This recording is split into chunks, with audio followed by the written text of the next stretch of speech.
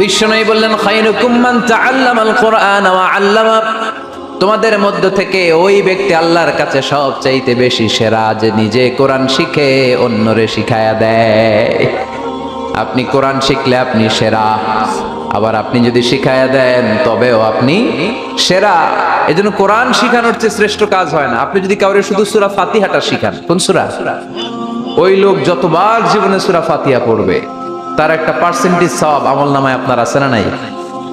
আবার ওই লোক যদি কাউরে এই সূরা ফাতিহাটা শিখায়, আবার যারে শিখালে এ যদি আবার আরেকজনরে শিখায়, এভাবে যতজনকে শিখাবে প্রত্যেকের সওয়াব থেকে একটা পার্সেন্টেজ সওয়াব আপনার আমলনামায় দিয়ে দিবে কে? এজন্য কোরআন শিখবো, শিখাবো, শিখবো, শিখাবো। যারা কোরআন জানি না, কোরআন জেনে মরবো। No excuse will be granted that day. সেদিন কোনো অজুহাত আল্লাহ গ্রহণ করবে না। সব পারো, কোরআন পারো না কেন? সবই তো পারো। হিন্দিতে কথা বলতে পারো, ইংরেজিতে কথা বলতে পারো, কোরআন পারলা না কেন? কোনো মাফ করবে আল্লাহ? না।